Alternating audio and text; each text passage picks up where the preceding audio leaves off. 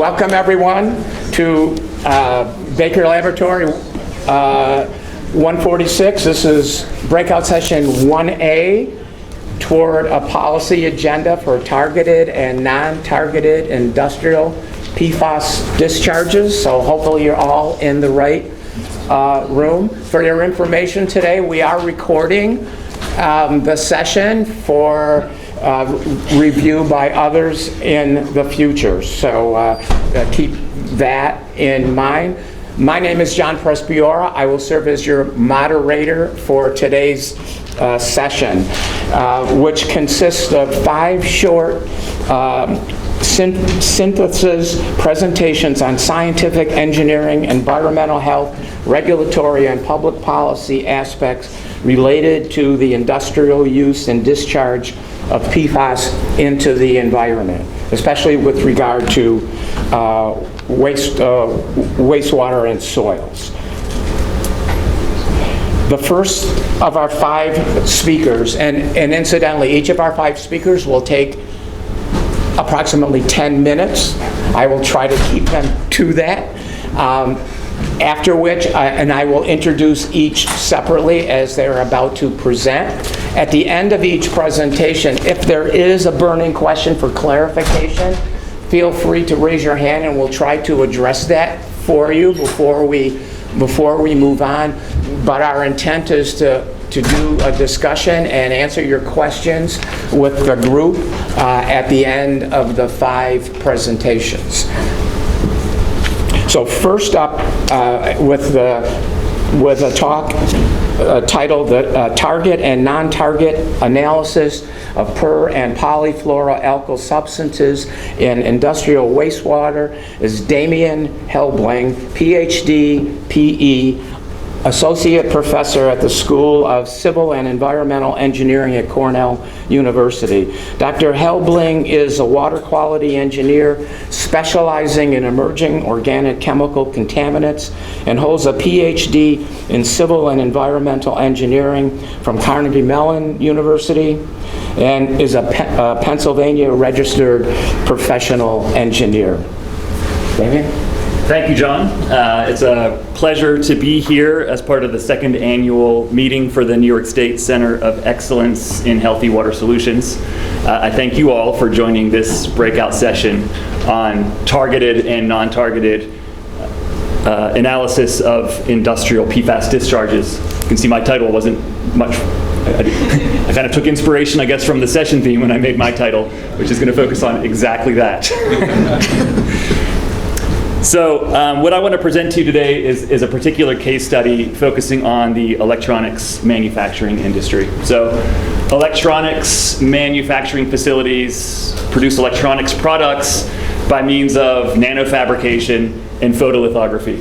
And so the schematic here is showing some of the major steps involved in this process called photolithography. In photolithography, we spin a photosensitive material onto the surface of a silicon wafer. That's known as a photoresist. We use a photomask then prior to exposing that photoresist to UV radiation. That UV radiation causes a reaction to occur, and essentially it patterns the surface of the silicon wafer. We then have to clean off the wafer, get all of that photoresist off, and then we eventually have a clean wafer that we can send down for nanofabrication and downstream production of the chip. So maybe it's not a big surprise, but fluorinated materials are major constituents of photoresists and other related materials that are used during the photolithography process. And I can give you a couple of quick examples. So one classic example are photoacid generators. So photoacids are molecules that when absorbing light, they actually become acidic. They often exist as these cation-anion pairs. And photoacid generators used in photolithography, the anion part is almost always fluorinated. In fact, there are no viable alternatives for the anionic component of a photoacid generator that doesn't contain fluorine. So they're almost always a sulfonic acid with some fluorinated chain attached to them. Other materials that are often used for enhancing this process in one way or another are these fluorinated polymers. You can see there's a side chain fluorinated polymer here. These are things like anti-reflection coatings and top coats. The fluorine atoms in these polymers impart a lot of really important chemical and physical properties to these polymers, like low refractive index, low surface energy. They help with immiscibility if you're layering things on top of the chip. There are recent studies that demonstrate there are some fluorine-free materials available for these processes, but none of them have been demonstrated in terms of like economic viability. So we know fluorine-containing materials are used during chip manufacturing, and so what we wanted to do was to understand better the extent to which those fluorinated materials end up in aqueous wastewater emissions from these manufacturing facilities. So I'm going to present some data on target and non-targeted analysis of wastewater samples collected from 3 electronics fabrication facilities in the US. And this is a picture of what the samples look like. The browner ones were collected basically right at the photolithography tools. And then this is kind of like flowing downstream within the fab. And the last ones are actually the discharge from the fab. Those are probably the ones of most interest to us. We use liquid chromatography coupled to high-resolution mass spectrometry to measure these samples. And we had 25 target PFAS that we looked for. There was nothing about these target PFAS that were selected because of the electronics industry. They were just ones that are typically measured. One thing that I want to point out is oftentimes classes of PFAS, for example, these perfluorocarboxylic acids, are present as homologous series. What that means is that there's actually 11 perfluorocarboxylic acids here, ranging in carbon number from 4 carbons to 14 carbons.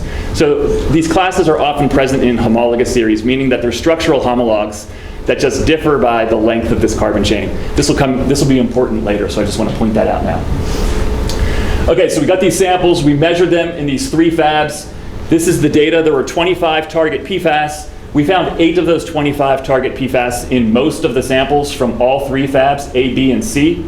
Those 8 PFAS are listed along the x-axis, concentration on a log scale, on the y-axis, nanograms per liter. 2 points that I want to make about this data, or these data. Number 1, most of the target PFAS that were detected were members of this homologous series of perfluorocarboxylic acids, ranging in carbon length from 4 carbons to 10 carbons. I know this is like an alphabet soup, but I'll do my best to explain. The other notable thing is that there was really only 1 perfluorosulfonic acid. It was this PFBS. This is the 4-carbon sulfonic acid. And this 1 perfluorosulfonic acid was always detected at the highest concentration. When we consider concentrations in this wastewater, we can see that most of them are hovering in like the 10 to 100 nanogram per liter range. If we just consider the downstream samples collected at the effluent from the fabs, PFBS alone, you can see, ranges between about 100 and 400 nanograms per liter. If we sum up all of the PFAS that we measured in those effluent samples, we can see it's maybe between about 300 and 700 nanograms per liter. So this PFBS makes up a significant fraction of the target PFAS concentrations in the wastewater emissions from these facilities. So that's the first half of the story. That's the targeted PFAS. Because we used high-resolution mass spectrometry, that also opens up the door for us to do what we call non-target analysis, which allows us to screen for unknown or unexpected PFAS. And the way that I explain that is with a picture like this. So we can take data from the high-resolution mass spectrometer, we can plot it with retention time on the y-axis and then the mass of the molecule on the x-axis. Every one of these blue dots represents a specific chemical in the wastewater sample. Most of them are not fluorinated, but some of them certainly are. And if we know the address on how to look one up, for example, we know the mass of PFOA, we also know its retention time, it would show up here. So one of these blue dots in this little red circle is PFOA. So we have the ability to generate these dots. How can we then discover unexpected or unknown PFAS from this ocean of dots? This is where this idea of homologous series comes in. So because we know most PFAS are present as classes and as homologous series, again, every gray dot is a chemical, we used a data mining algorithm to identify evidence of homologous series within this large data set. And so this black string here represents the homologous series of perfluorocarboxylic acids, and all of the red ones represent homologous series of PFAS that we have no idea what they are. We actually discovered 41 homologous series in these samples, and that comprised 133 individual PFAS homologs. So there's a lot of non-target PFAS in this electronics manufacturing wastewater, maybe not so surprising. So we spent a lot of time and a lot of work trying to elucidate structures of these 133 homologs. Once we had structures, we tried to piece that together to explain, like, where are they coming from? Is this photoacid generators? Is this these fluorinated polymers? Is it something else? We were able to do that. But the thing that I want to talk about today is we also developed a technique to semi-quantify these. So we can't quantify these with a lot of sensitivity, but we can do our best. And so what this plot is showing are, again, the 3 electronics facilities.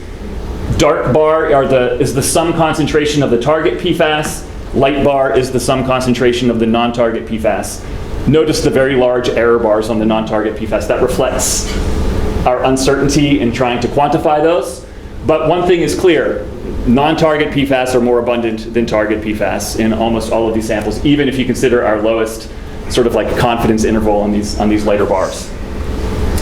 This was the data that I showed in the first half. If we now include all of the PFAS, including the non-target PFAS, you can see that increases the estimated concentration from anywhere from 2-fold to 200-fold. So including these non-target PFAS can be really important when estimating the total fluorine burden in wastewater emissions from these types of facilities. And this last figure just shows it as percent abundance, and the key point that I want to make here, these being the non-target PFAS, these being the target PFAS, also on a fractional basis, the majority of the PFAS found in these wastewater samples are non-target PFAS. So this was a study that we did a few years ago, and I just want to end on this slide. Like, so now what? Like, okay, we measured these things. What do we do from here? So we've actually been continuing to work on this problem ever since. There's a number of things that we're doing. We're trying to do a complete assessment of the fate and transformation of fluorinated materials used during electronics manufacturing. We've improved our sampling strategies. We've improved our ability to measure things. We've improved our understanding of transformations. And so we've really come a long way. Some of this data is already published as well, and some of it is sort of in the pipeline.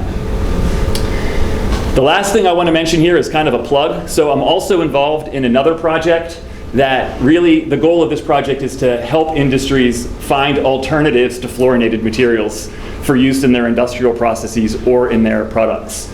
So I'm a member of a project team. It's a National Science Foundation funded convergence accelerator team called PFAS. We have the tagline, faster solutions for forever chemicals. The PIs for this project are 2 colleagues of mine from IBM, but I'm involved along with some colleagues of mine at some other academic institutes and some other organizations.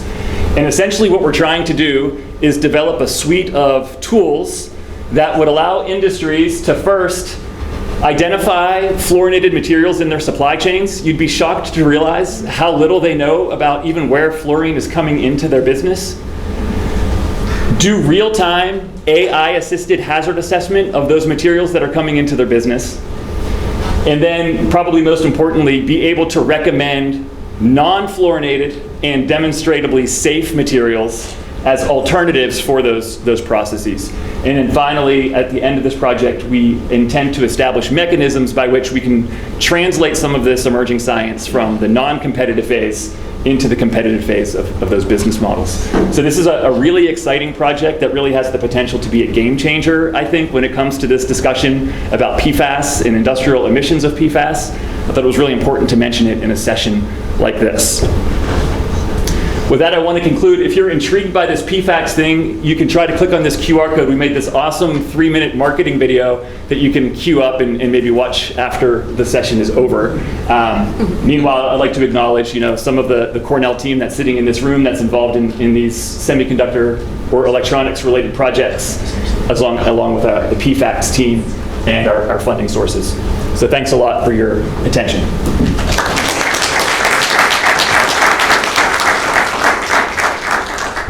Thank you, Damien. And if there's a quick question for clarification, we can take it while I'm inviting up here. I'm sorry. Yeah. No, I see a hand. Yes, please raise it high. Behind me. Go ahead. This was a great talk. I was just wondering if, because PFAS was not a target compound and you saw greater concentrations of non-target compounds, if that was influenced by PFAS concentration. So PFOS was a target compound. So I didn't go through all the targets clearly, but there was a group of homologous perfluorosulfonic acids. PFOS was one of them. I can tell you anecdotally, the industry phased PFOS out like 2 decades ago, replaced it with PFBS, which is why we measured it, which has now subsequently been phased out. But the replacement was not detected, let's say. One more back here. So is there a common treatment methodology that they're using in those plants? There is not. Some of them have on-site biological treatment. Some of them have on-site reverse osmosis. All of them have like sort of various efficacy for this. But that last sample that I was demonstrating is actually what's leaving their footprint. So that's what's coming out. All right, thank you, Damien. We'll have more opportunity to discuss this, so write your questions down. Just 2 housekeeping things I want to mention that I forgot when I started was out the door and to your right you can find restrooms, and also the exit should we need to. Closest one is out the door and to your right. Thank you very much. So up next, with the talk Navigating Uncertainty in Toxicology and Risk Assessment of PSF. Are we on the right path? Will be Philip Goodrum, PhD, and a diplomat of the American Board of Toxicology. He's a principal toxicologist at GSI Environmental. He is also an adjunct professor here at SUNY ESF, where he teaches environmental risk assessment, and where he received his Master in Water Resources and his PhD in environmental engineering. Thank you very much.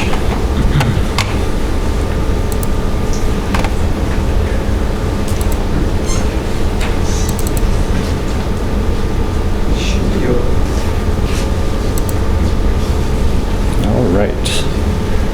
Thank you very much. It's a pleasure to be here and to be back on campus.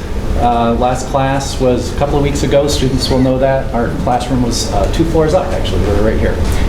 This was a great setup talk. Thank you, Damien, for that, because often it's the chemists and the toxicologists that have to work hand in hand. Once we detect those chemistries, the next questions are, is that safe? At what level should we begin regulating? What are the implications of setting lower levels? And how much certainty do we have? So up comes the toxicologist who tries to answer all of those questions. The spoiler alert is we don't have all the answers to those questions. Unfortunately, there's still a lot of uncertainty. You saw the error bars on the non-targeted chemistry. Some of the error bars on the safe doses, which I'll talk about in a moment, are rather large, alarmingly so. So the challenge in the toxicology community is to reduce that uncertainty. What data sources do we need? How much can we rely on animal data versus human data? And what's the right public policy around these uncertainties? We'll hear a little bit later in this session some of the real implications of setting really, really low standards. Okay. So in the risk communication field, what we've learned is try to be clear, simple, as transparent as possible, present the uncertainties, present the balance as best you can. Okay, so there is an alphabet soup of PFAS chemistries. PFOS and PFOA kind of live on the non-polymer side. Today there's a lot of interest on the polymers, very diverse class of chemistries, and a lot to learn still. So what we're trying to do now is piggyback off of the information that we have on the known compounds, fairly well studied in terms of toxicology, and ask questions about read across. To what extent can we group into these subclasses and then make estimates in the absence of actual data, either animal data or human data? So PFOA and PFOS have been the focus for a very, very long time. They have been phased out. You can still detect them, hence the moniker forever chemicals. The forever chemical moniker is sort of a misnomer, though. Just as there's diversity in what you can detect in the wastewater samples, there's diversity in what happens once they reach the environment and when they're in our bodies. So while some chemicals hang around for a very long time, the half-life, what we think of as an environmental half-life or even a biological half-life, varies quite a bit. So the forever chemical gives us that idea that some of these compounds hang around a long time, and if that's true in your body, then there's a greater likelihood that we're going to see some impact, some effect from that. But I guess just to plant the seed, because there's a large variance in these properties, not all of them are really forever chemicals. Some of them break down fairly rapidly. Without having water quality criteria, because of the phase out, so prior to having some regulations that were just implemented by EPA on these two compounds, we can still track through national survey data what the concentrations are in people's bodies. So most of us have PFAS in our systems. They're ubiquitous, they're present in lots of different products, they're present in the environment, they're present in most water. So hence we all have some measurable level now in our bodies, so we can track that over time. So the CDC, through the National Health and Nutrition Examination Survey Program, has done just that. And what you're looking at here are two graphs of just the geometric mean plotted in the adult US population over time. Is that enough, though? So those concentrations are coming down, that's great, but there are still some known sources. So this, the focus here in this workshop is on water. Of course, there's many other sources, and water is used, for example, in agriculture, and there's lots of different ways that PFAS can transfer and become a source of exposure. So it's important to kind of understand the relative contributions of those different pathways and then try to address those. And that's exactly what EPA's mission has been. So the maximum contaminant levels that are set for protecting the drinking water exposure pathway have been set. At this point, they're at analytical detection limits. The health-based levels are actually much, much lower, and I'll show that to you in just a moment. But beyond PFOA and PFOS, you can see a few other compounds listed here. EPA is making its way systematically through compounds that have been prioritized. They've been prioritized because they can be detected. We have some toxicity information. Some of them are bioaccumulative. And then to add a fourth criteria, mobility. So when it gets in the environment, if it's something that's going to be a little bit more mobile, that's going to potentially be a greater concern. So through screening processes, we can rank order our list of targets in terms of toxicology. When we look internationally, we see actually a lot of variability. So good scientists working at different environmental agencies throughout the world are implementing their procedures, their policies, their approach to setting these criteria. The end result is we have quite a wide range. So when you look at international regulatory values, the current drinking water levels vary by orders of magnitude. I've included in here New York State, 10 parts per trillion. EPA's current MCLs are at 4 parts per trillion, and again, that's the analytical detection limit. So why? Why is there such a great inconsistency across these agencies? It's a complicated answer, and it involves lots of different things. So there's an interpretation of the science. So if we assemble all the best studies, certain studies might be viewed as being more representative than others or more informative. There's different comfort levels with uncertainty. There's different choices of effect endpoints. The regulatory program in terms of what margins of safety we introduce, so that when we're using an animal study and we're trying to predict what's going to happen in a human, we're introducing some uncertainty factors. Those can vary. And then what type of water we're talking about. Is it a drinking water source? Is it groundwater that might be used for irrigation? So we have different environmental regulations to govern different water uses. And in those different programs have evolved slightly different approaches. So while you might have information on toxicity, by the time you get to a back-calculated screening level, you can have a different number. Okay, so just a little bit in terms of, to give you a flavor of why the toxicology is not a set science, all right? So one of the important things is causation, association. Is it an adaptive response? Is it an adverse response? So on the left, we can see human studies do show that there are associations with a variety of different effect endpoints. Some of these PFAS compounds affect fatty acid metabolism, which affects cell function generally throughout the body. Because of that, we don't see just one dominant system that gets affected. There's a cascade of potentially multiple systems. So the immune system is a current focus right now. Potential cardiovascular effects may be linked to changes in homeostasis of cholesterol. So cholesterol can go up or down, but it's that ability to kind of regulate cholesterol that we're looking at. Decreases in birth weight, so a developmental effect. There's indicators of that. On the right, you look at ATSDR and other agencies, and they say, yes, but. So yes, these are indicators, but do we actually see outcomes of disease from this? So enter the epidemiologists to say, at what levels are we actually able to tease out the association between PFAS exposure and other potential risk factors? So epidemiology, pretty challenging to do that when you have very low levels. At very high levels, it's a little bit easier.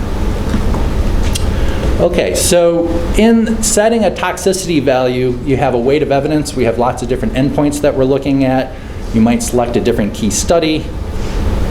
Once you have all of those data, we're doing dose response analysis. At the end of the day, we're trying to set a low dose that might impact the community. So we set low effect levels on purpose. There are data gaps. We are used to making policy decisions in the face of data gaps, so that's not new. We can introduce uncertainty factors because of that. The exposure assumptions are not as much of a critical factor in terms of what explains the variability in these values. The elimination half-life is an important concept. It's just the idea that if we reduce exposure through one pathway, how long will it take for the blood serum levels to come down of these PFAS compounds? Those estimates vary quite a bit. Some of them come from extrapolation from animal studies. Some of them come from evaluation of epidemiological data, like I showed earlier. And they have a direct implication on the final screening level, for example, in drinking water. So it's a one-to-one relationship. Lately, there's been a focus on PFOA and whether or not the half-life in PFOA can be set at a couple of years, 1.3 years versus 2.7 years doesn't seem like a major difference, but right there's a factor of 2 difference. When we compare Health Canada and EPA in terms of how they actually develop these safe doses, what we would call a reference dose, at the end of the day, the lower the reference dose, the lower the drinking water screening level would be. So there's a 14,000-fold difference between Health Canada and EPA in 2021 because of the variety of choices that they made along the way in setting that value. More recently, EPA updated its PFOA evaluation and changed it by about a factor of 20. So even within the same agency, as the science emerges, of course, they're going to try to make some adjustments. On the non-cancer side, immunotoxicity is a huge debate right now. There's questions about the extent to which changes in titer levels might impact efficacy of vaccines and therefore later disease rates. So stay tuned for that if you're interested in how toxicology will make determinations of relative potency of PFAS chemicals. The immune system is going to be one of those. Burgoon et al. Last year tried to say, can we do better than the 3 orders of magnitude difference in those safe reference doses for PFOA? So an international panel was convened, many different scientists looking at the same studies, and came up with just around an order of magnitude variability between those groups. Cancer is another endpoint that is actually becoming more of the driver now, at least for PFOA and PFOS. The latest screening levels, EPA just on Tuesday updated its regional screening levels, which include protection for tap water and groundwater. And cancer now is starting to leapfrog non-cancer as some of the effect endpoints. There are different ways that we are estimating the properties of these compounds. I just wanted to highlight one of them that EPA is now using. It's their ETAP program, so using gene expression, transcriptomics, to help set these screening levels. So this is the idea: you can do a short-term study, you can look at exposures, changes in gene expression, and that might be an indicator of later effects. This has actually been applied, and the first compound that was out of the gate was one of the PFAS compounds. Mixtures is another challenge. There's research going on right here at ESF, looking at combinations of PFOS and other contaminants in water. Mixtures right now is dealt with programmatically as the assumption is additivity. So we keep adding chemicals together and their relative potencies give us some sort of idea on average of what's going to happen. The tox values are used in lots of different ways. This is just the last slide to show that we have, beyond water, lots of different programs where the choice of the tox value can have major implications on public policy. So thank you very much. I'm happy to take questions. Thank you, Phil. Very interesting presentation. We could have allotted the entire session to any one of these topics. Quick question while we make a change. Len? Yeah, you mentioned there are regional screening levels have been updated for groundwater, anything for wastewater. No, so the regional EPA has what they call regional screening levels. Those are sort of a first pass. If your concentrations are below that, you're highly confident that there's unlikely to be any effects. When you're above that, you have to do a more rigorous risk assessment. Soil under residential and industrial, commercial contact, tap water, and soil for protection of groundwater. Those are the major focus. But EPA doesn't set in the RSL tables industrial wastewater screening levels. That's a different program. Yeah. Thank you very much. While our next program gets set up here, I know I don't need to mention this to you, but if you haven't turned off or put your cell phone in focus yet, please do, or silence it. So thank you very much for that. Our third presentation has two speakers for you today. The emerging PFAS regulatory regime is going to be discussed by Sarah Latessa, a research scientist at the Bureau of Water Resources Management, the Division of Water at the New York State DEC, and Daniel Rierich, PhD, Bureau of Water Assessment and Management at the Division of Water at DEC. Sarah, as I mentioned, is a research scientist working in resource management. She has over 16 years experience with a variety of state programs, most recently focusing on permitting strategies surrounding emerging contaminants. Daniel Rierich, PhD. Dr. Rierich is background is in aquatic toxicology and limnology. He earned his PhD in environmental and life sciences at Trent University in Ontario. Thank you. So they're going to split up this session, so change when you need to. Thank you. Thank you.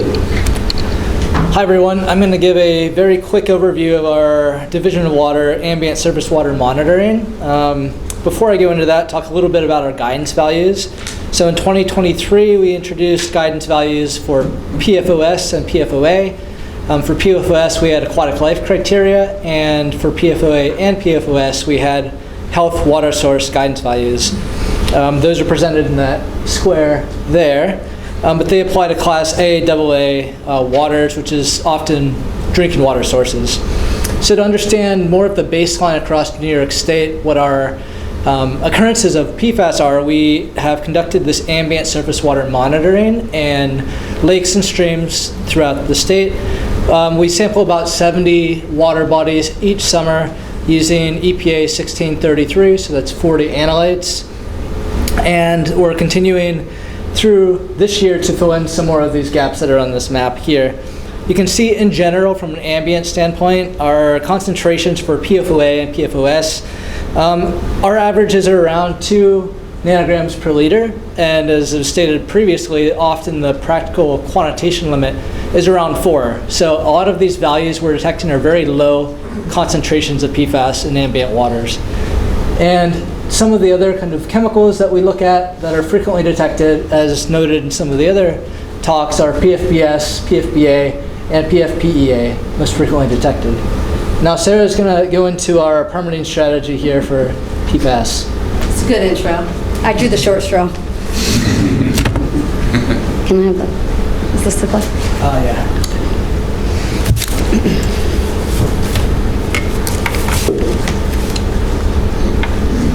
All right, so really high-level overview of where we are. Could talk for a long time about it. But while my colleagues were at Bureau of Water Assessment and Management, we're kind of collecting the ambient data and trying to figure out kind of the presence of these contaminants in our environment and working to develop our water quality standards or guidance values, as Dan mentioned. My group was really focused on how are we going to get rid of these things. And so developing a strategy for how we're going to deal with that. So this is kind of our general strategy, let's say. We knew we had to first identify a priority and figure out where we should be initially focusing our efforts.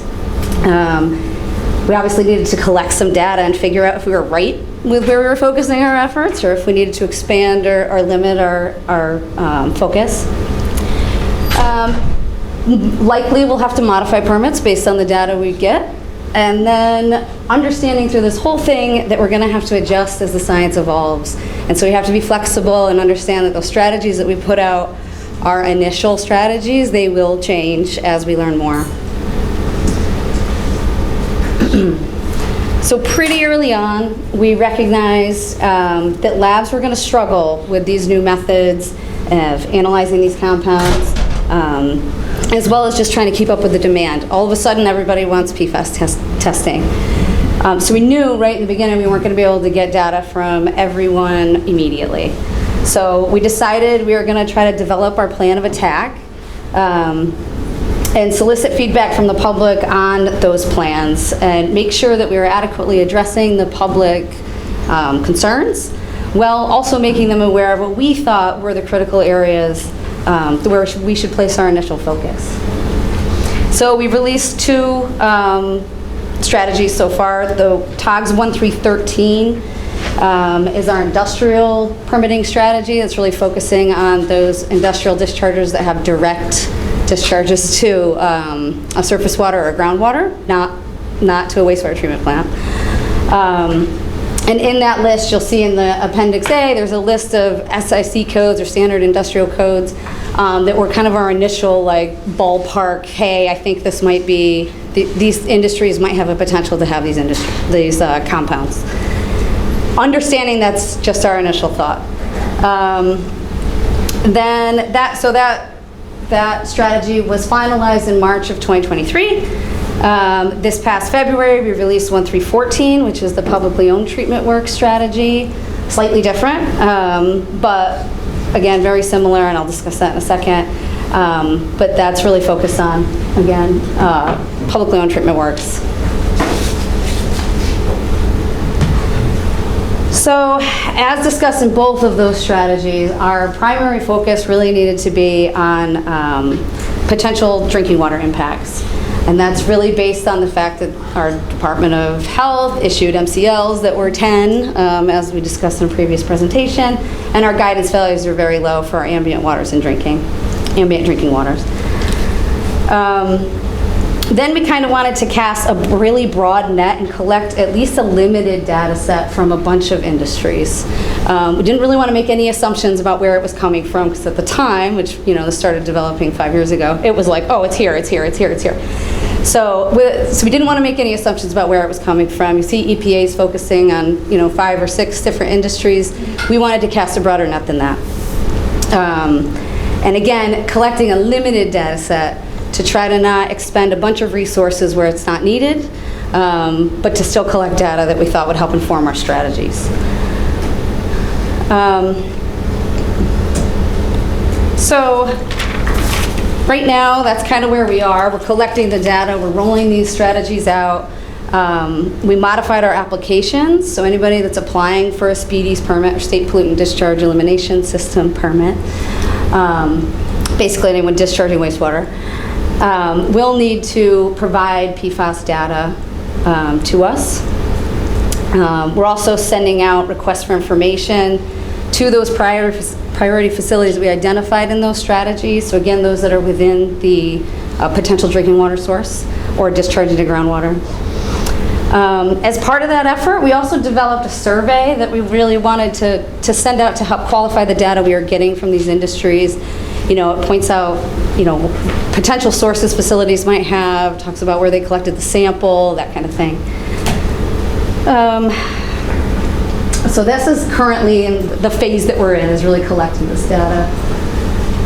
At the same time, we were getting a lot of inquiries. What are you doing? Where's it, permittees were saying what's coming next. And so we thought it would be important for us to develop kind of a PFAS landing page, at least for Division of Water. And so we put this page together. On it, there's a portal, an information portal, which is this pointer? This little guy up here. Sorry, it's so small. If you click on that, there is the gray areas are those watersheds or potential watersheds that that could potentially impact drinking water. And then the blue kind of triangles that are in there are those surface water dischargers that are going to a surface water within those hucks or watersheds. And then there's green triangles in there that are the groundwater dischargers. So kind of our priority facilities, if you will. We also developed templates to help permittees request analysis from labs. It's kind of a little different of a request from what permittees are typically receiving or used to getting. So we knew it was going to generate a lot of questions and a lot of concerns, so we tried to make it as easy as we could for them by giving them the tools that they would need. So there's a chain of custody form, template, and the lab analysis template. We developed sampling tips to help ensure that permittees weren't contaminating their own sample. So we put that on there. And I think the most interesting or most important thing we put on there are really these track down checklists that we developed. We did one for industrial facilities and one for POTWs. And that's really, if they have detections, it gives them a place to start looking immediately, so they don't have to wait for us to modify their permit. They can get a head start and get started on trying to figure out where it's coming from, and maybe even eliminate it before we even come knocking. So I guess in the future, we will have to modify permits. Some of them are already being modified to add some monitoring. Again, limited monitoring until we know if it's a continuous source. But we'll use, once we have this data and we figure out if the permits do need to be modified, we'll just use our standard permitting tools. We have several in our toolbox. We can ask for more monitoring. We can set action levels. We can set effluent limits. Probably the most important for us is this idea of a pollutant minimization plan or track down plan. We know treating this at the end of the pipe is going to be tough. So tracking it down and figuring out where it's coming from, even for industries to separate their processes and figure out what specific process is adding to it, will be important. So that's going to be a big piece of the puzzle. And then I think somebody else used this little guy too. We have to adjust. So science is evolving. EPA is working on effluent limitation guidelines. When those come out, we'll be bound by those. There's new water quality standards guidance values coming for new compounds. And of course, as we get data, we'll probably figure out we need to focus on a different industry than what we had previously thought. Or maybe industries that we have on our list don't have it anymore. We don't know. So we have to be able to be flexible and adjust as we learn more. That is all I have, so hopefully.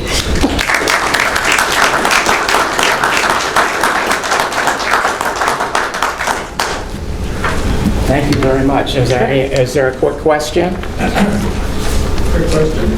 I didn't notice semiconductors on the list. Are you going to add them? I hope so. Oh, I'm sure. Yeah. I mean, we've already gotten comments on them. Yeah, there's a list. There's actually a number of SIC codes that aren't on there that we already know we have to add to the list. 1314, our latest TOGS, actually contemplates that. It says this list is going to be changing, and so you need to go to our emerging contaminants website to see the updated list. So it's evolving.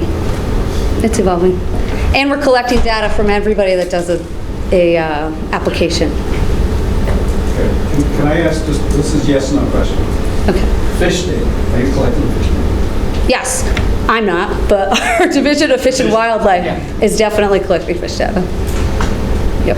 Great, thank you very much, Sarah and Dan. We appreciate your being here today. And so for our fourth presentation, PFAS in the agricultural and surrounding ecosystems, engaging farmers and consumers to action solutions focused research.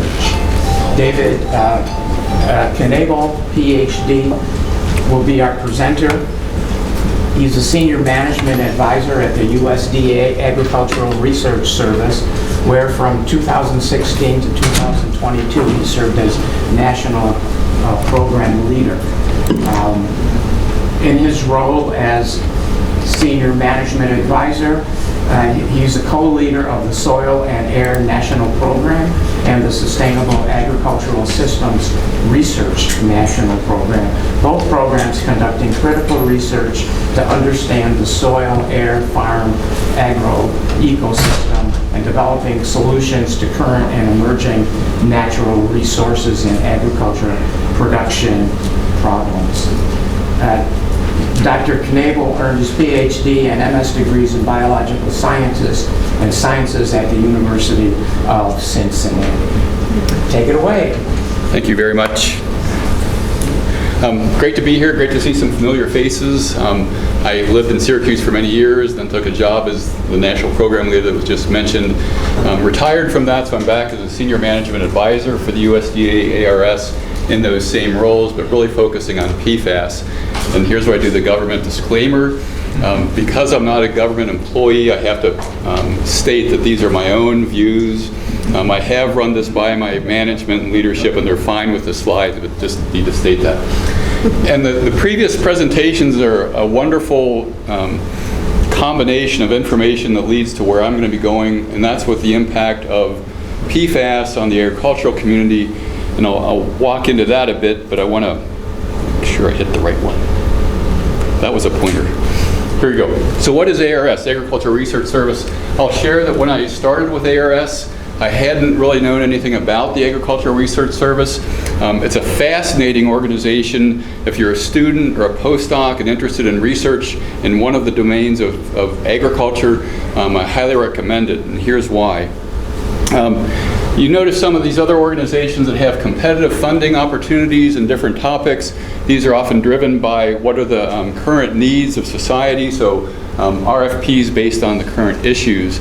And ARS is very different. It's the internal funded agency of the USDA. We conduct intramural research. We do not have to compete for funds. And so we are appropriated by Congress to do the work that Congress directs us to do based on priorities brought to them by stakeholders, individuals, and other entities. Same type of setup for our research directions. We do go through a long programmatic review to set the right priorities, an independent anonymous review. But we're funded for 5-year increments. And so there's a long-term effort to address problems. You don't have to go seek external funds, but we can. Our scientists can go do that. And here's a little bit more about us.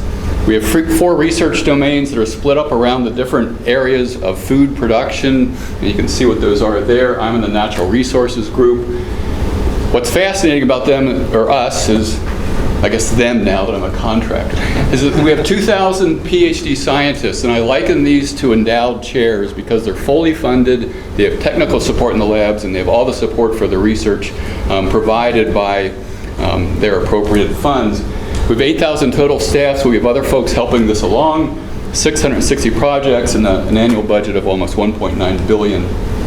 90 locations around the United States and 4 international locations. And you can see the locations separated here, often put in place because of the commodity groups or the interest groups that were there, or perhaps a congressperson wanted that in their particular district. But regardless, we have a broad coverage. These wonderful scientists, some of the most passionate scientists I've ever been able to engage professionally.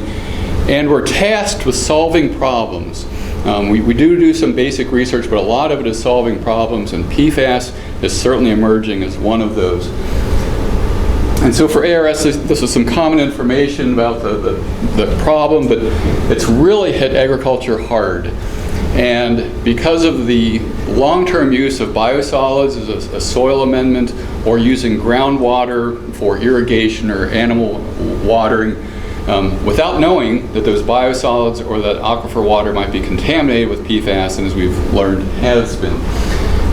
We do have a research enterprise group that I've stood up of our scientists. It's a small group compared to those 2,000, about 31 scientists. You'll see that in the next slide, broken up in those different groups. And I am running a meeting in Washington, D.C. in the last week of July. We're still working on the venue, but we'll be between states, federal government, and university researchers to really try to solve the problems, but really focus on agricultural endpoints. And there are several of those. So here's that research enterprise group. I'm not going to leave this here, but I think these slides might be available. But the number of scientists and our topic areas. One of the questions we're really wondering about, besides the research on the environmental fate, the effects on animal and livestock, or what are the social and economic impacts of PFAS and PFAS regulations on the agricultural communities and on farmers? Because you'll be hearing 2 examples of that coming up.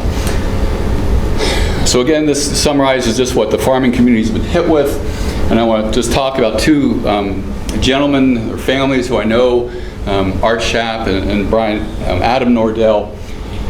And they're not alone in this. They're kind of like the patient zero for their particular states. And I'll start with Art Schaap. This is Art and one of his farm workers, and his son has a dairy in Clovis, New Mexico. In this report from 2011, you can see he was now the New Mexico Beef Council Director. And here's some of the things that he said in this article about his life. That he loves what he does, inspires him most the ability to be an active participant in the cycle of life, love making a product from the ground, just a passionate man. And then he says it takes care of our cows like family. And in 2011, he's been in business for decades. And then they're close to an Air Force base, and you're going to see that in the slide coming up. They visited him, and they said, we think that your groundwater might be contaminated with these forever chemicals. What are forever chemicals? So a lot of people don't know about that, didn't know about that.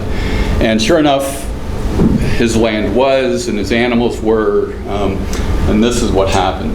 So he needed to start dumping 15,000 gallons of milk a day, and also had to euthanize 4,000 of his cattle. So imagine getting news from a local Air Force base that you had no idea was doing this, and all of a sudden you're now faced with having to do that. And I talked to Art a couple different times, but asked him if it was okay to talk about his story. And he said yes.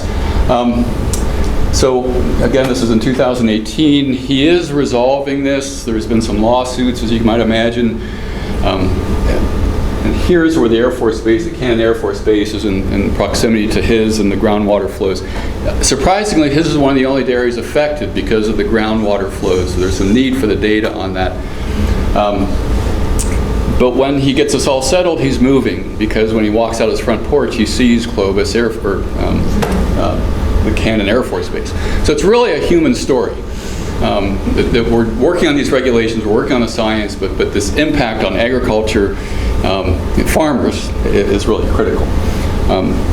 Moving now to the other part of the country, Adam Nordell and Joanna Davis of Unity, Maine, bought a farm and wanted to start doing organic production because that was sort of their passion, raise their family in Maine, have this idyllic life. So it's sort of organic, and you can just see that they were really intent on engaging their community. They had a call that they were, Maine is really leading the charge as far as states on this, and they found that their land, decades before they bought it, had been treated with biosolids as an amendment, and without their knowing it was contaminated with PFAS. So their water well read high, they've got it in their blood. And so it was really another human impact story. We were reeling from this. The interesting thing about Maine is there's a Maine Farmland Trust, and they've initiated a $70 million effort to help farmers addressing the PFAS problem. So Adam's farm and his family's farm and 2 other farms in Maine are being purchased by the trust and then to be set up as research sites so that you can take it, scientists can now conduct research on a contaminated site. So to me as a scientist, I love solving problems. Like I mentioned, we do this problem solving, but in talking with farmers, and we had a meeting in Michigan in October, and a lot of farmer panels, and just how their lives are being turned upside down. So they're the problem their problems are the ones that we're trying to solve with that research enterprise group and the meeting coming up. But it has a really human aspect to it. Some farmers don't want to test their lands because they don't want to find out. And so there's all kinds of data and personal information questions that are coming up too. But again, we have these research challenges that are being presented. And again, ARS, its organization, is an interesting one because we are a scientific organization. We conduct research in laboratories or in the field, but we have to have value to our stakeholders. So we have to engage local farmers of all those 90 locations. How are we solving your problems? And boy, are we getting this. The National Association of State Departments of Agriculture recently communicated that the Farm Bill was their #1 priority. Second was PFAS. So it's a priority for agriculture. Thank you.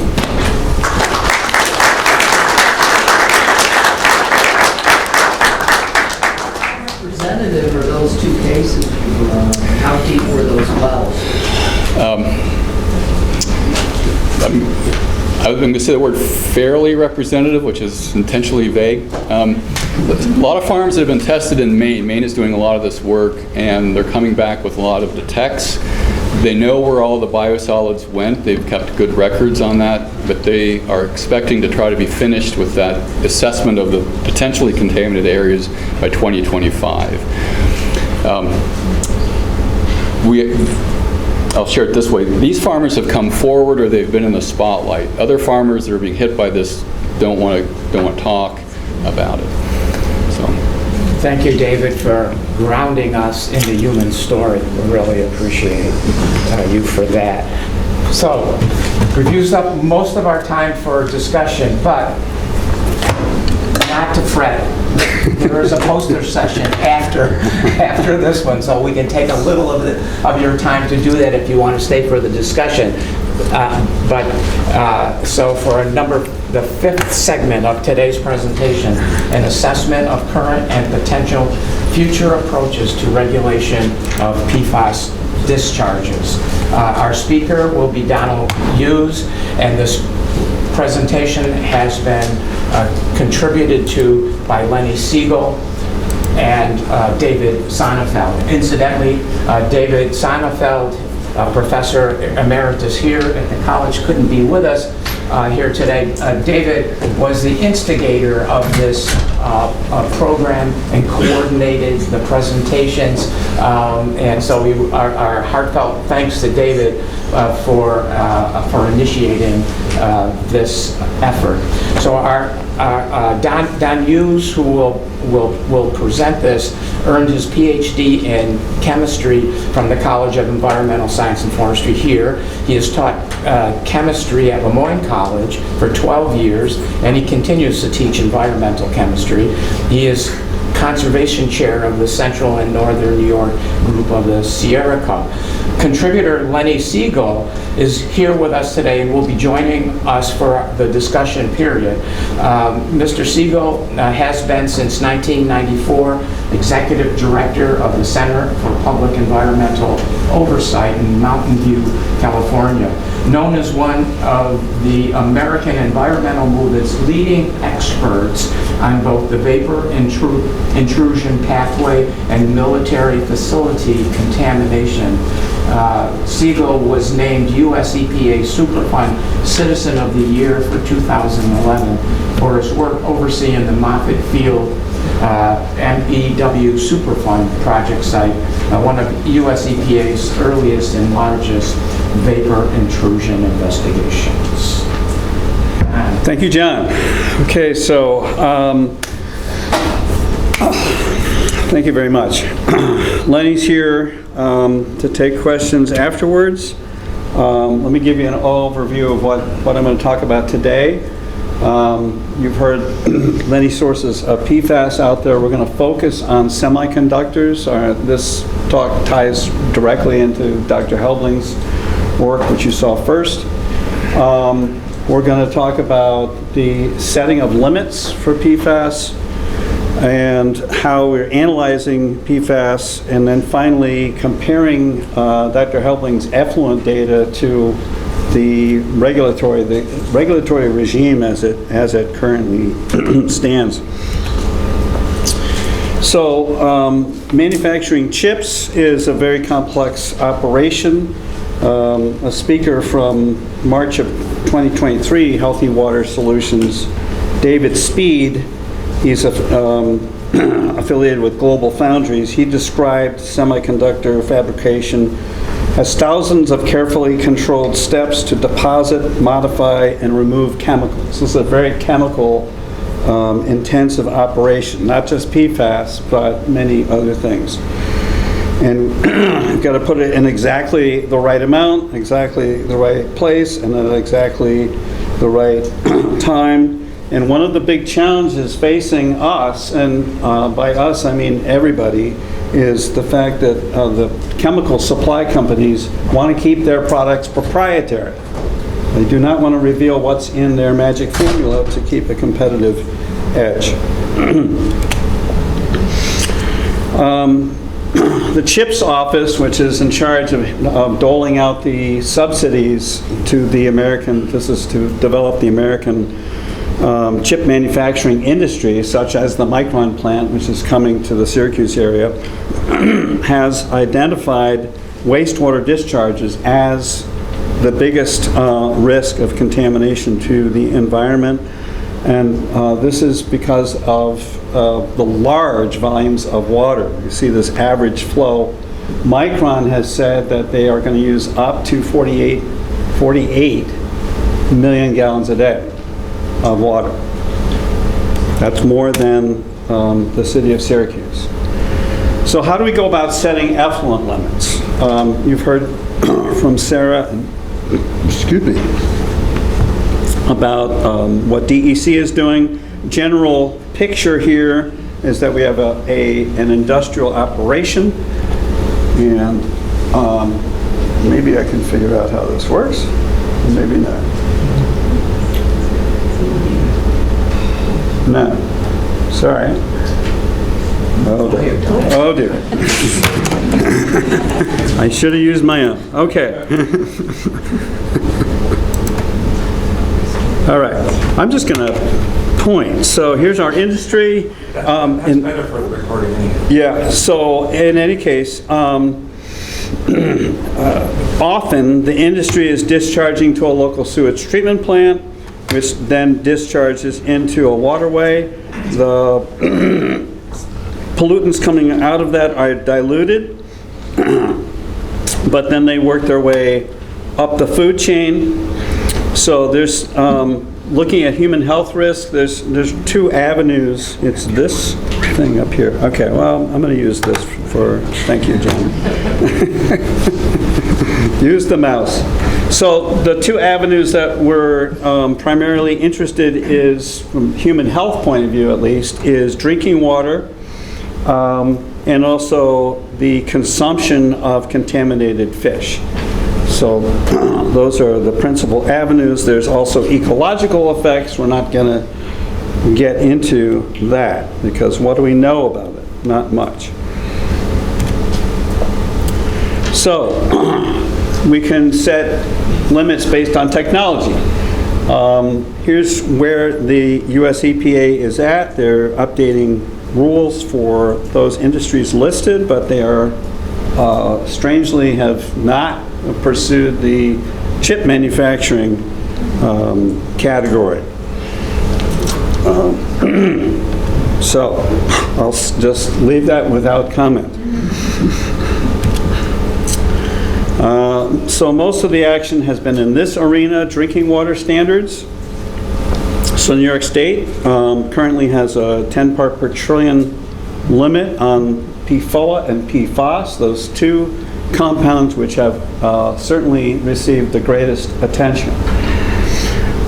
They have proposed a couple of years ago these other limits that you see listed for other PFAS. As far as I know, that has not gone into effect. DEC can correct me if I'm wrong. The EPA has just, as in last month, come out with recommended MCLs, maximum contaminant limits. Those are drinking water standards. And you can see the timeline is over the next 5 years that they actually come into force. So it's study and then enforced later on. These are the actual numbers. As others have mentioned, PFOA, PFAS, 4 parts per trillion, so we want to look at these maximum contaminant levels.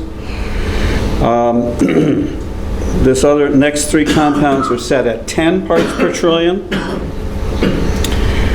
And in addition, we have this mixture addressing these 3 compounds plus the perfluorobutane sulfonate, which Damien had mentioned as being the one compound that comes up at the highest concentrations, at least in semiconductor operations. I'm showing on the side here, we're near Lake Ontario. That's the source of water for much of Onondaga County. You can see there it's already contaminated with low levels of PFOA and PFAS. It is non-detect for the other chemicals. Don't ask me what the detection limit is, because I don't know, although I suspect it's in the low part per trillion level. Notice that the butane sulfonate is considered considerably less toxic, so it does not count nearly as much. So this gets us into the messy arena of analytical chemistry.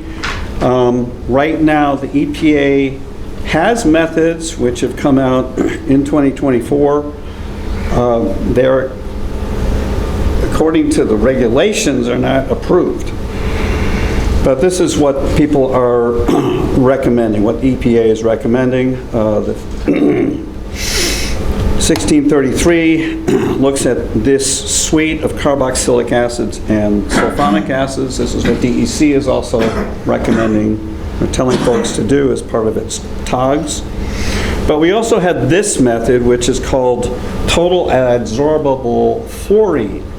What's that? So that's a method where you take your wastewater or your water sample and you pass it through a resin to adsorb the fluorinated compounds.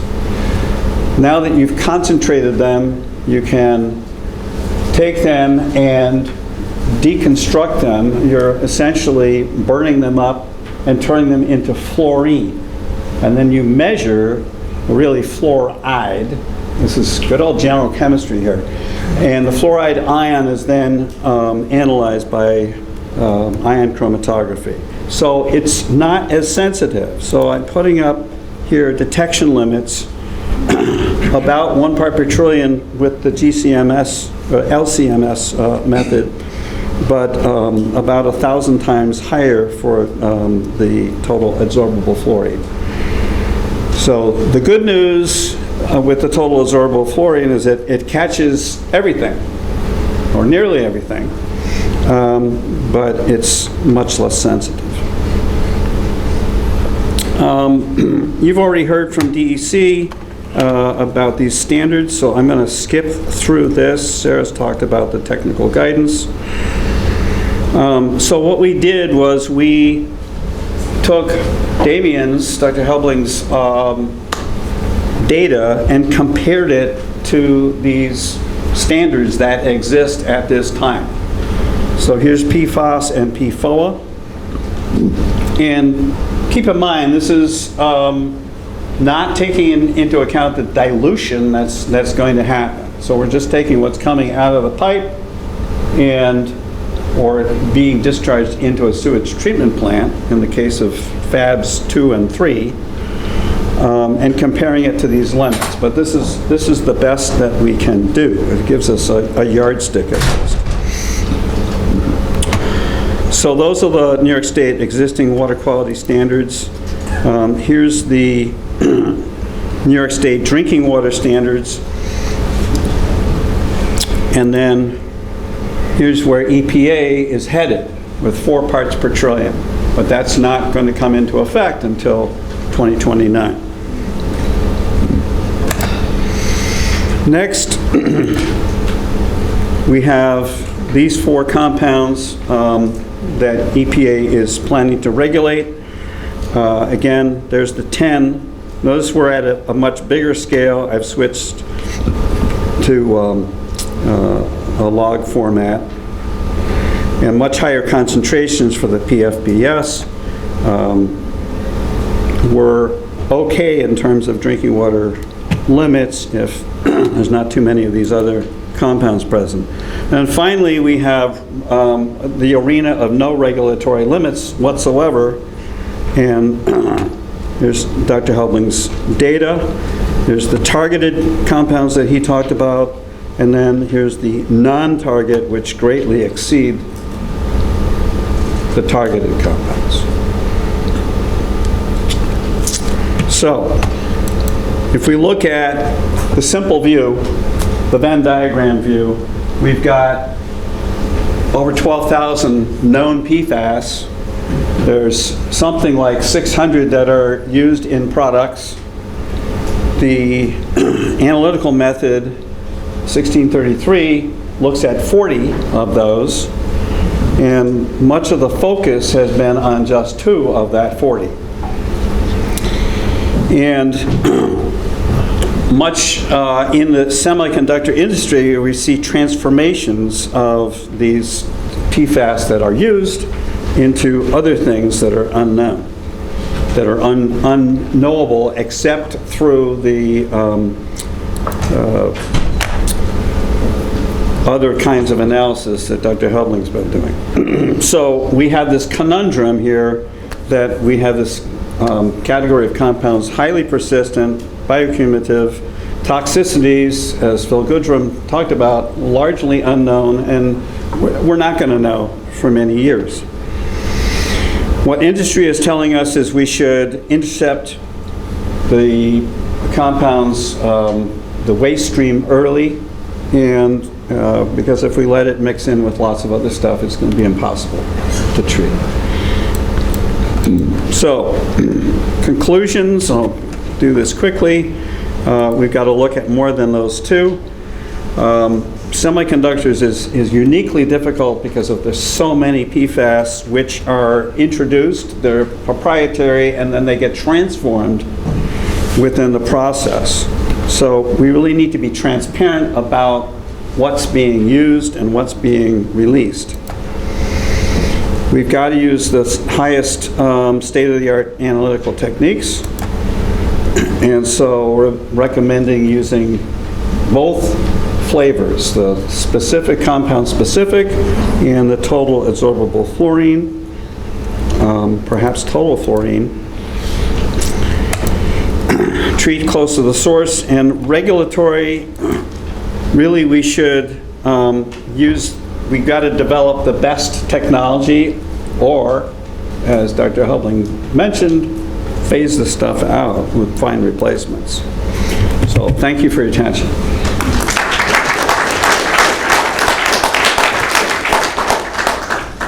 Okay, as I said, we hope to have some time for discussion, so let's discuss your questions for any of our panelists. Hands back. Based on Dr. Helbling's data and what you're saying, Can you speak up? based on the data from Dr. Helbling and Don, what you're saying, it looks like discharging from semiconductor plant directly to the receiving water may not be feasible as a treatment option, so that means it would have to go to POTW or polishing and or pollution. Is that a conclusion on that or not? Is that for Dr. Helbling? Or Well, I'll make a comment about that. When you send your wastewater into a POTW, which is code for sewage treatment plant, the compounds, the PFAS, are either going to pass through the operation or they're going to end up in the sludge. I wouldn't expect that there'd be breakdown. There might be transformation where functional groups that are not perfluorinated fall off, but you're going to be left with a perfluorinated piece. Let me take that. Dr. Helbling's sampling, he had upstream, medium stream, and downstream. What you need to do is treatment at the point of use in the plant, before it's mixed, before it's diluted. And the problem is there's no guidance or requirement for that right now. We're relying on the goodness of industry. But we have an opportunity with federal and state funding of both modernization of existing plants like Global Foundries or the new Micron plant. We have an opportunity not only to see that the cleanup of the pretreatment is required, but funding is provided specifically for that. So on the one hand, it's a big worry about all this new production going on.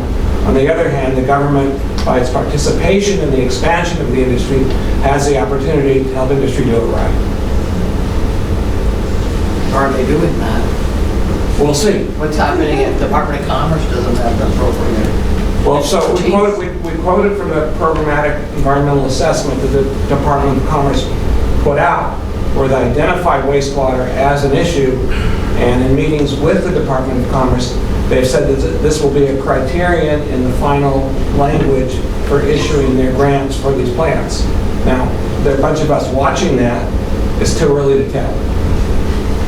Thank you, Lenny. And by the way, this is Lenny Siegel, who I introduced as a contributor to this presentation. The hand up in the back. Can I just suggest the presenters come on up here, because for the purposes of the recording, we're just voices in the wilderness. We're here, they'll see us.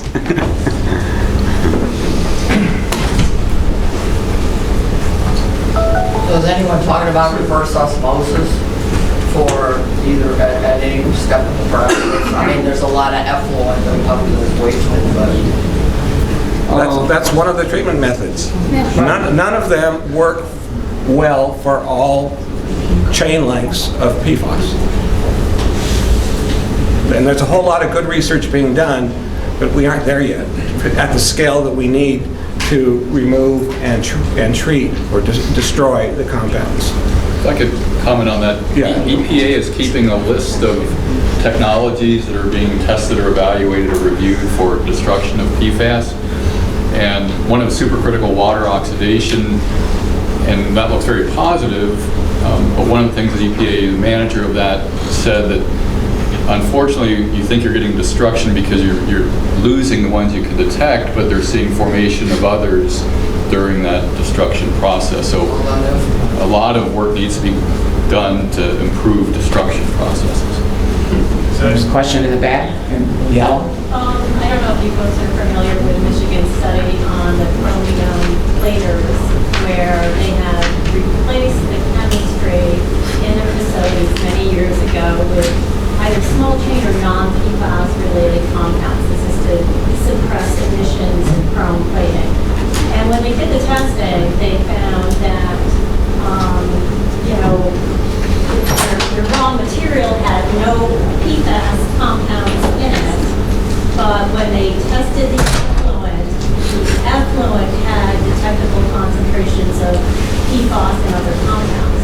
They believe it was due to the fact that these compounds actually can contaminate and adhere to the pipelines and other equipment in the facility.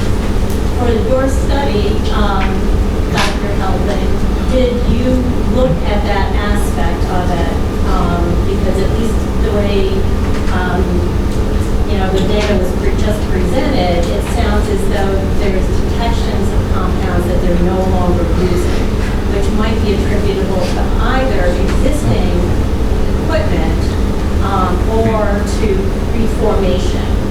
Yeah. So that's a great point. I wasn't familiar with that story from Michigan, but it sounds like a plausible explanation for what they're finding. I mean, PFAS stick to things, and if they use massive quantities of PFAS, they could stick in mass quantities and then leach trace concentrations that we could then measure in the future. That's not something that we directly considered in our study or in ongoing studies we've done with the electronics manufacturing industry, mostly because we actually can explain post hoc in many cases where the source of those PFAS might be coming from, and that's actually the goal of the study. So as some of the speakers mentioned, What comes into these facilities is often unknown and proprietary. We don't know, but we can guess based on sort of what we know, like in terms of like functionality of the chemistries, like what we know about that. When we then measure what's in the effluent, we can infer transformations and so on that's happening in between to kind of explain what we're finding in the wastewater. Could you mention your simulation study, your more recent study? The 73 study? On simulation of photolithography? More specific. Sorry. Okay. I read a study, I thought it was his, where they've actually simulated photolithography and found... Oh, yeah. That's okay. Yeah, sorry. So one of the subsequent studies that we did publish aimed to acquire some of these proprietary materials and do photolithography experiments at the Center for Nanofabrication at Cornell. And in some cases, we were able to replicate the things that we found, and in other cases, we weren't. And the explanation for why that was the case was that we were probably focusing on too narrow of a spectrum of processes. And so projects that are ongoing now aim to look at a greater breadth of potential reactive processes and a greater breadth of starting materials to more comprehensively identify the types of things we might find in the effluents. Question back here? Can you stand up and be loud?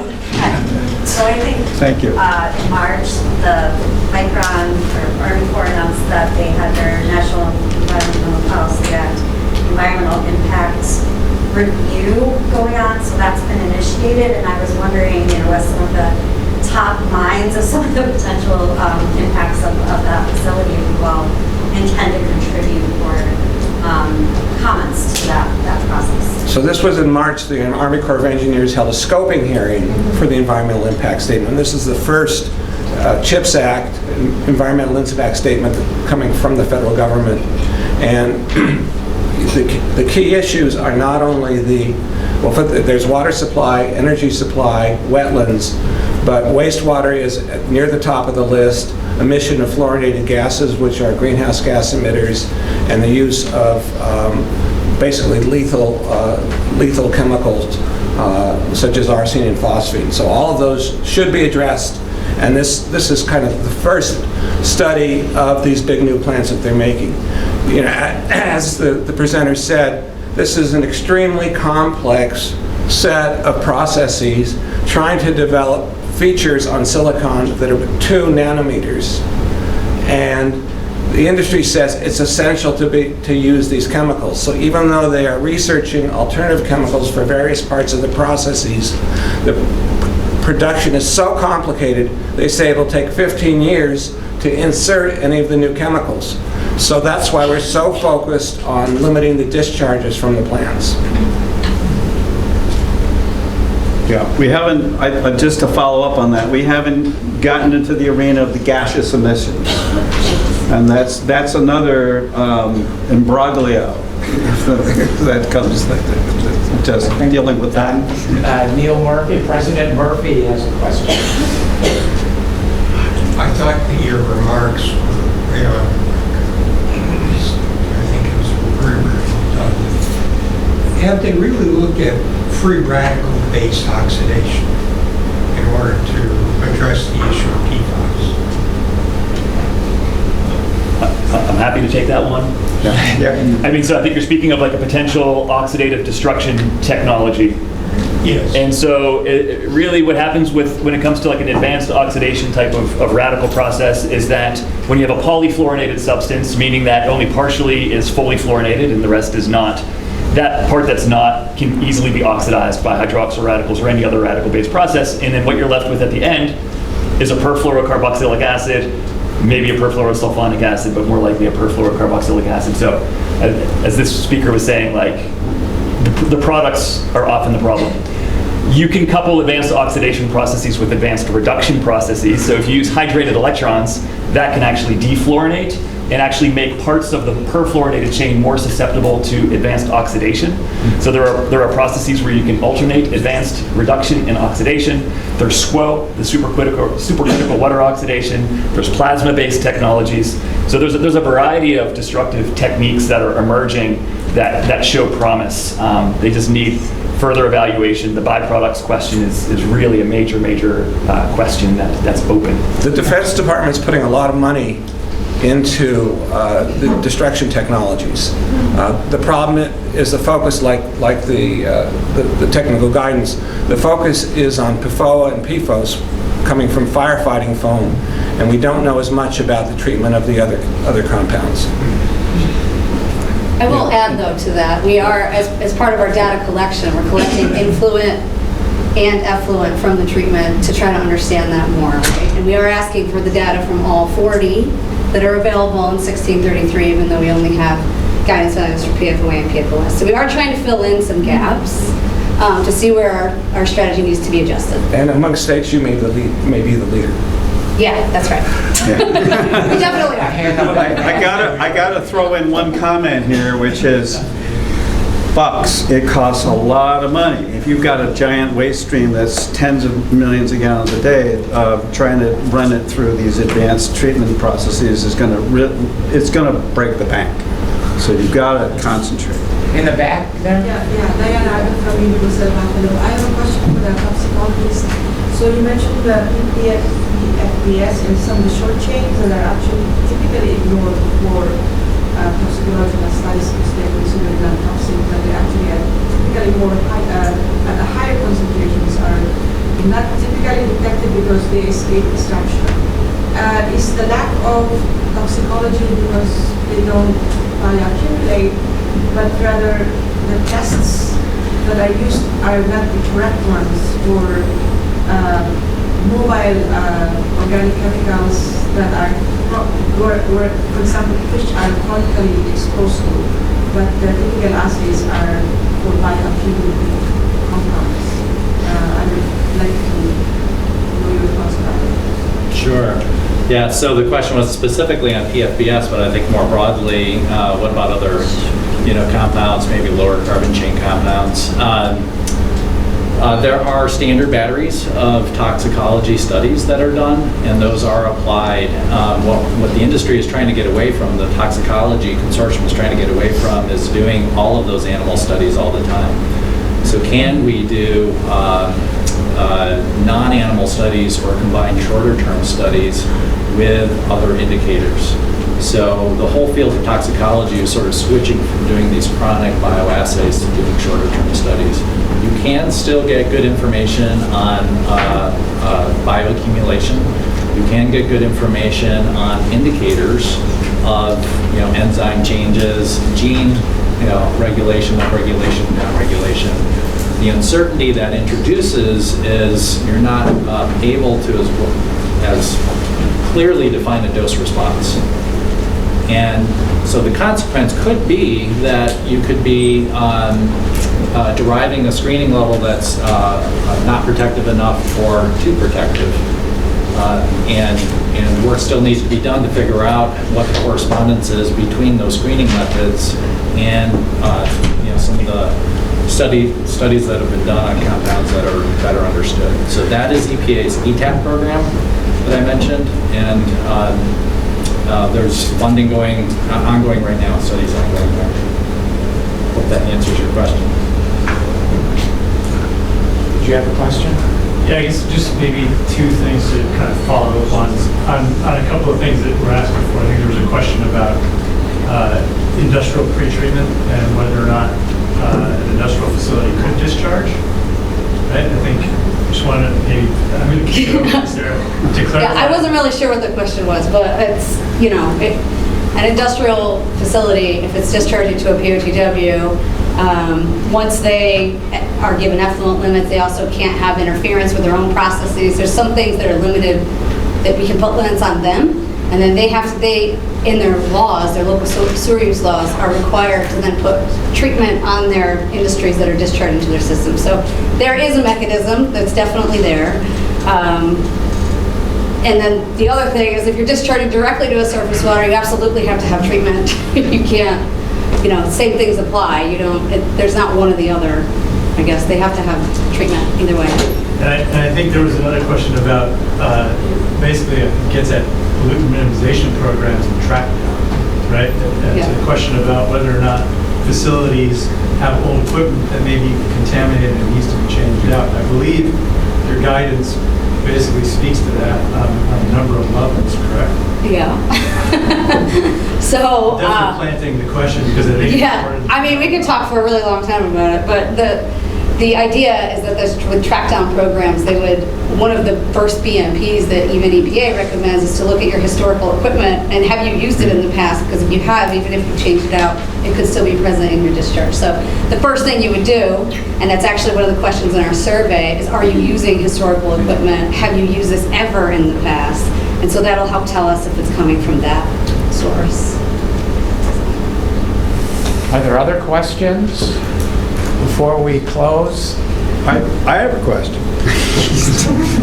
And this is a DEC, is what exactly is my question?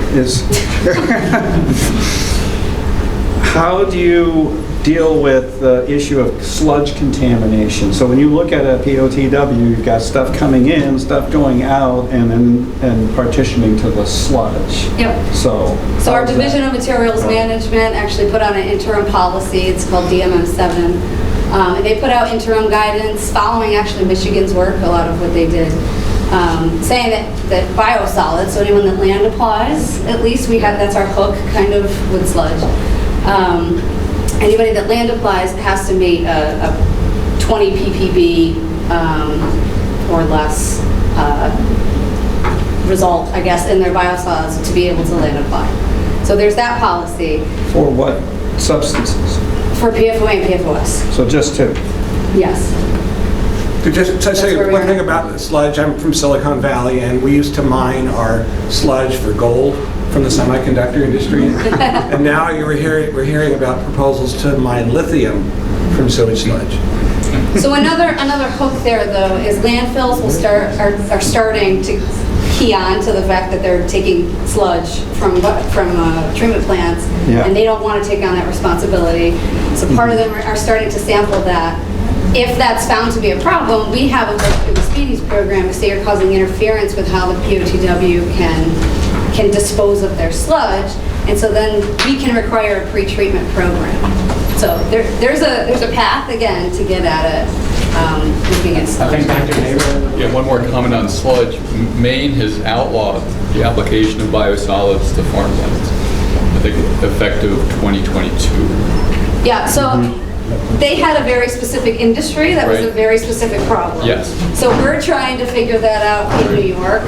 Right now, we're testing all biosolids. They had one wastewater treatment facility that was receiving an influence or effluence from, I think, a paper processing mill. And they tracked all their biosolids applications, and so they were able to track back those biosolids as being the ones having the highest contamination. And we don't know what's going to happen with other states. We're starting to meet with other states around those kinds of questions. Yeah. And that's kind of part of our whole strategy, is figure out, are paper mills a problem in New York? I don't know. Are they? We don't have the car manufacturers that Michigan does, so our problem might not be the same problem. I think we're losing people to the poster presentations. The students need to be there, I suppose. Why don't we give a round of applause to our